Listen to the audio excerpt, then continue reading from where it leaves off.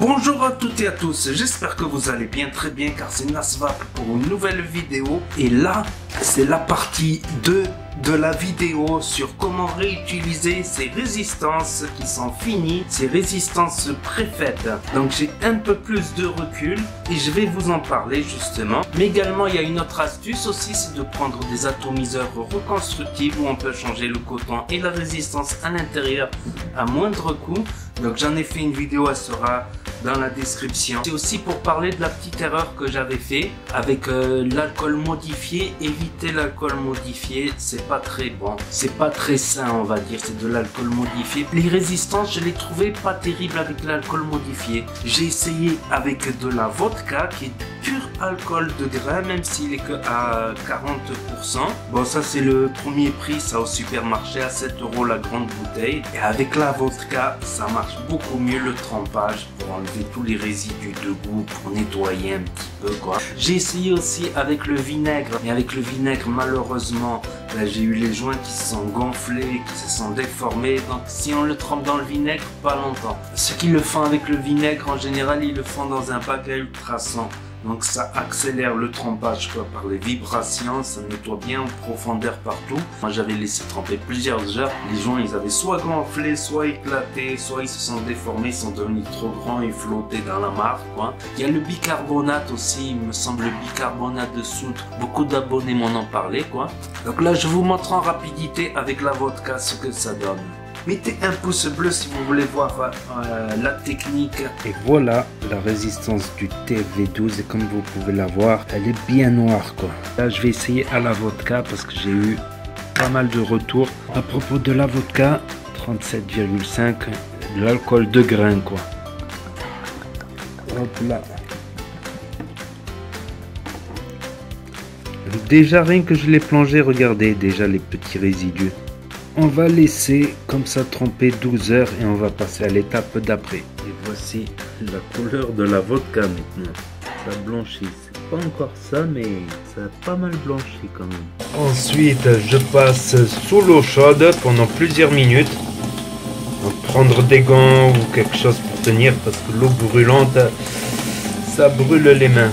Ensuite, laisser tremper plusieurs heures dans de l'eau chaude voire bouillante. Ensuite vous prenez votre résistance comme celle-ci et vous soufflez de l'autre côté comme ceci pour faire sortir tout le liquide des fenêtres de là et de là. Il faut bien faire sortir le liquide, n'oubliez pas cette étape, n'oubliez aucune étape.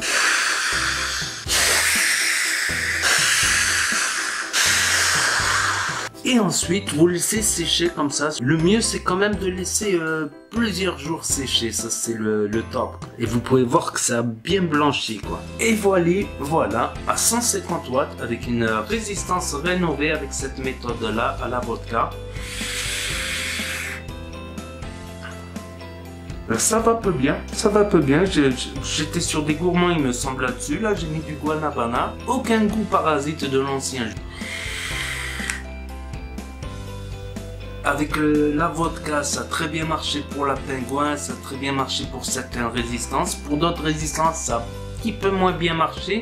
Mais aussi, des fois, j'ai fait des erreurs. Par exemple, quand vous la laissez sur le chauffage, la laissez pas trop longtemps. Celle que j'ai laissée sur le chauffage toute une nuit, elles sont mal sorties quoi. Puis par exemple sur les résistances du TAV, me dure 5-6 jours de plus. Quand on sait que la durée de vie de ces résistances en général tourne autour d'une semaine, ça dépend aussi du jus qu'on y met bien évidemment, c'est pas négligeable 5-6 jours quoi. C'est presque, on redonne une autre vie, donc on peut le faire 2 à 3 fois quoi.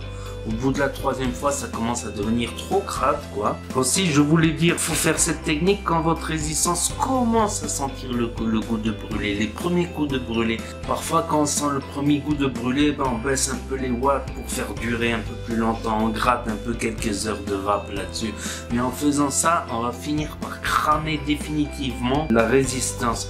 Donc c'est pas à utiliser sur une résistance qu'on a archi cramé, qu'on a vapé dessus longtemps avec le goût de brûlé, quoi. Donc ça, faut le faire dès qu'on sent les premiers goûts de brûlé, voilà, faut arrêter. Mais pas quand l'a cramé de chez cramé, quoi.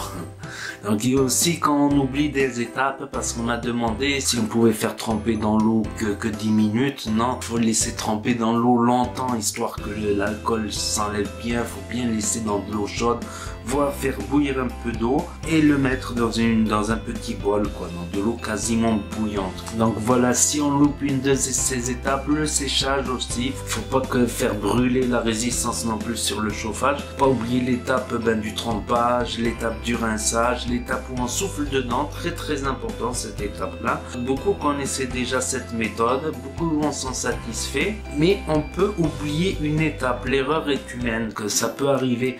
Donc dans tous les cas, ce que je préconise donc, c'est de pas mettre votre jus all day, quoi. Moi j'ai mis du guanabana parce que j'en ai encore un stock et que je vape moins de fruité maintenant. D'ailleurs le guanabana, je trouve que c'est un bon coup de fin, mine de rien. Mettez pas vos jus préférés dedans. Quand vous réutilisez une résistance, mettez plutôt un jus, on va dire moyen, quoi, ou un jus que vous vapez pas pour finir certains jus par exemple. Parce que si malheureusement vous avez oublié une étape, vous avez oublié quelque chose, vous avez mal fait la technique, mais all day je les mets sur des bonnes résistances. Et j'ai fait pas mal de résistances, celles de la Pingouin Dolphin, elles ont très bien marché je trouve avec cette technique là. Donc voilà, si cette vidéo vous a été utile, n'hésitez pas à mettre un pouce bleu, à commenter, à partager, à cliquer sur la petite cloche pour avoir les notifications sur YouTube et à vous abonner si vous voulez suivre mes prochaines vidéos. Je vous dis à très bientôt les amis, les potos, pour de nouvelles revues, astuces et tutos. C'était NasVape pour vous servir et n'oubliez pas que si le courant passe, ça va peu bien.